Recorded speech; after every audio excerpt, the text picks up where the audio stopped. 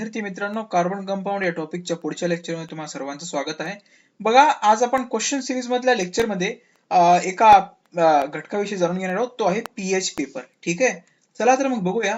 बघा, pH paper is used to determine if a solution is acidic, basic or neutral. म्हणजे बघा, pH पेपरचा use काय आहे, तर हे आपल्याला एखादं सोल्युशन दिलेलं आहे, तर ते सोल्युशन ऍसिडिक आहे, बेसिक आहे का न्यूट्रल आहे ते जाणून घेण्यासाठी आहे. This is determined by dipping part of paper into a solution of interest and watching the color change. हे कसं केलं जातं मित्रांनो, तर पीएच पेपर काय करतो, आपल्याला ज्या सोल्युशनचा आपला पीएच चेक करायचा आहे किंवा ज्या सोल्युशनचा आपल्याला नेचर म्हणजे ऍसिडिक आहे, बेसिक आहे का न्यूट्रल आहे हे चेक करायचं आहे, तर त्या सोल्युशन मध्ये आपण काय करतो, हा पीएच पेपर बुडवतो किंवा डीप करतो आणि त्याच्यानंतर त्याच्यावरती जो कलर चेंज होतो त्याच्यावरती आधारित आपण त्याचा पीएच किंवा त्याचा नेचर हे सांगू शकतो. ठीक आहे, पुढचा मुद्दा काय म्हणतो बघा, solution with a pH less than 7 is considered acidic. A solution with a pH greater than 7 is considered basic or alkaline. म्हणजे बघा, या ठिकाणी कसं आहे, एक तर आता याची न्यूट्रल लेवल असते पीएच पेपरची 7. मग 7 पेक्षा जर खाली पीएच आला तर ते सोल्युशन ऍसिडिक असतं आणि 7 पेक्षा जर जास्त पीएच आला तर ते सोल्युशन काय असतं, अल्कली किंवा बेसिक असतं. ठीक आहे, आता बघा मित्रांनो, या ठिकाणी पीएच पेपरचं एक आपल्याला इमेज दिलेलं, चित्र दिलेलं आहे. PH scale goes from 0 to 14. म्हणजे तुम्हाला जर का प्रश्न विचारला की पीएच पेपरची किंवा पीएच स्केलची रेंज किती असते, तर तुम्हाला आन्सरला येते 0 to 14. ठीक आहे, आता हा जो मधला पार्ट आहे बघा 7 दाखवणारा, तर हा पार्ट आहे न्यूट्रलचा. म्हणजे ज्यावेळी कुठल्याही सोल्युशनचा पीएच हा 7 असतो त्यावेळी ते सोल्युशन हे न्यूट्रल असतं.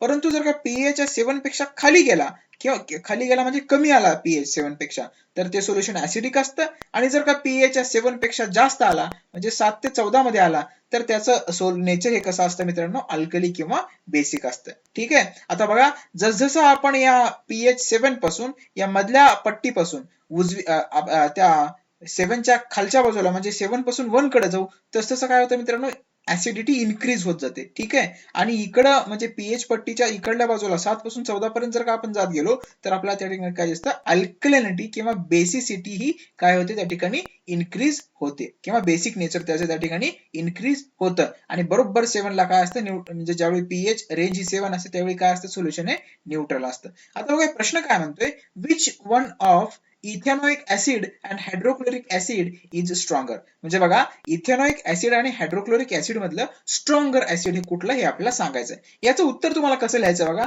पहिला मुद्दा तुम्हाला लिहायचा आहे, hydrochloric acid that is HCl is a stronger acid than ethanoic acid that is CH3COOH because it releases H+ ions in aqueous solutions more easily. म्हणजे बघा, याचा अर्थ काय होतो, तर हायड्रोक्लोरिक ऍसिड हे स्ट्रॉंगर आहे कोणापेक्षा, इथेनॉइक ऍसिड पेक्षा. का हो, तर ते हायड्रोक्लोरिक ऍसिड aqueous सोल्युशन मध्ये H+ आयन्स हे फार इझिली रिलीज करू शकतं, परंतु इथेनॉइक ऍसिड हे तितक्या easily H+ ions aqueous solution मध्ये रिलीज करू शकत नाही. म्हणून काय मित्रांनो, तर HCl is stronger than acetic acid that is HCl is stronger than ethanoic acid. ठीक आहे, बघूया पुढचं मध्ये तुम्हाला काय लिहायचं आहे, pH level of acids are less than 7. आता हे आपल्या सर्वांना माहिती की जर का तो ऍसिड असेल किंवा त्याचं ऍसिडिक नेचर असेल तर त्याचा पीएच किती असणार आहे मित्रांनो, 7 पेक्षा कमी असणार.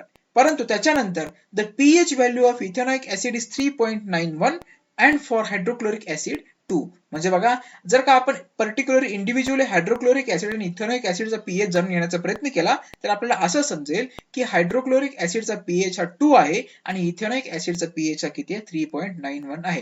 म्हणजे आपल्याला माहिती आहे की आपण जसं 7 पासून 1 कडे जाऊ तसं ऍसिडिटी ही इन्क्रीज होत जाते. म्हणजे बघा, 7 पासून 1 कडे जाताना पहिल्यांदा आपल्याला 3.91 लागतं का 2 लागतं, 3.91 लागतं आणि त्याच्यानंतर 2 लागतं. म्हणजे 3.91 कडून 2 कडे जाताना काय होत असेल, इन्क्रीज इन ऍसिडिटी होत असेल, म्हणजे ऍसिडिटी त्या ठिकाणी इन्क्रीज होत असेल, ऍसिडिक नेचर इन्क्रीज होत असेल. म्हणून याच्यामध्ये सगळ्यात जास्त ऍसिडिक कुठला आहे मित्रांनो, तर ज्याचा पीएच हा 2 आहे. पीएच 2 कोणाचा आहे, हायड्रोक्लोरिक ऍसिडचा. म्हणून आपण सांगू शकतो की तो काय करतो, aqueous सोल्युशन मध्ये H+ आयन्स इझिली रिलीज करू शकतो आणि त्यामुळे HCl हा CH3COOH पेक्षा काय आहे, जास्त स्ट्रॉंग आहे. ठीक आहे, पुढचा मुद्दा काय लिहायचा आहे, because the pH level of hydrochloric acid is less than ethanoic acid, hence बघा, so the hydrochloric acid is stronger. हे बघा याच्यावरून आपण काय सांगू शकतो, तर हायड्रोक्लोरिक ऍसिड हे काय आहे, स्ट्रॉंगर आहे कोणापेक्षा, इथेनॉइक ऍसिड पेक्षा. ठीक आहे. आता बघूया पुढचा प्रश्न काय म्हणतोय, which indicator paper out of blue litmus paper and pH paper is useful to distinguish between ethanoic acid and hydrochloric acid. बघा प्रश्न एकदम सिंपल आहे. प्रश्न काय म्हणतोय आपल्याला, की आपल्याला जर का दोन प्रकारचे पीएच पेपर दिले, पहिला जो आहे तो आहे ब्ल्यू लिटमस पेपर आणि दुसरा जो आहे तो सिंपल पीएच पेपर. ठीक आहे, सिंपल म्हणण्यापेक्षा पीएच पेपर म्हटलं तरी चालेल. बघा या दोन पेपर जर का आपल्याला दिले, तर या दोन पेपर मधला असा कुठला इंडिकेटर आहे जो की आपल्याला इथेनॉइक ऍसिड आणि हायड्रोक्लोरिक ऍसिड मध्ये डिस्टिंग्विश करण्यासाठी मदत करेल. ठीक आहे. आता बघा मित्रांनो, या ठिकाणी तुम्हाला प्रश्न पडला असेल, आता हे दोन्ही ऍसिड्स आहेत, तर मग आता याला डिस्टिंग्विश करायचं कसं, तर तेच आपण पुढे बघतोय. बघा pH paper is useful to distinguish between the ethanoic acid and hydrochloric acid. म्हणजे बघा litmus paper, blue litmus paper आणि पीएच पेपर याच्यामधला पीएच पेपर हा काय करेल आपल्याला मदत करेल कशासाठी, तर डिस्टिंग्विश करण्यासाठी इथेनॉइक ऍसिड आणि हायड्रोक्लोरिक ऍसिड मध्ये. पुढचा मुद्दा काय म्हणतोय, blue litmus test whether the solution is acidic or not. It does not test the strength of the acid, hence pH paper is useful. बघा त्यांनी पुढचा मुद्दा काय म्हटला, तर ब्ल्यू लिटमस पेपर जो आपल्याला दिलाय, तर तो काय करतो, तो पण आपल्याला ऍसिडिक आहे का नाही हे ओळखण्यासाठी मदत करतो, पण तो फक्त काय सांगतो, तर whether the given solution is acidic और नॉट.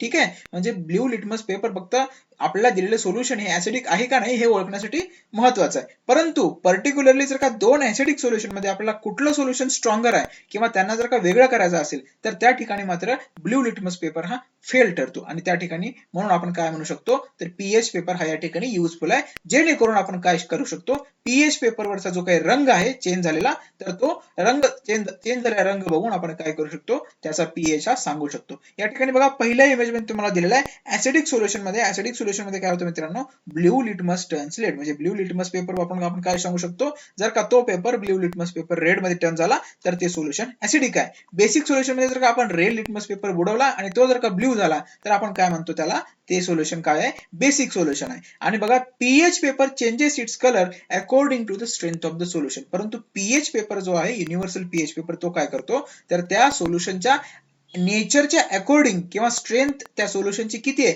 त्याच्या अकॉर्डिंग काय करतो, तो कलर चेंज करतो. आणि तो कलर चेंज बघून आपण काय सांगू शकतो, तर या कलर पट्टीवरून किंवा या कलर रेंज वरून त्याचा पीएच हा किती आहे. ठीक आहे मित्रांनो, आजच्या लेक्चरमध्ये आपण इथं थांबतोय. अशाच प्रकारचे एक नवीन क्वेश्चन आणि नवीन कन्सेप्ट घेऊन आपण पुढच्या लेक्चरमध्ये भेटूयात. तोपर्यंत व्यवस्थित राहा, आनंदी राहा, काळजी घ्या, हसत राहा आणि सर्वात महत्वाचं म्हणजे शिकत राहा. धन्यवाद.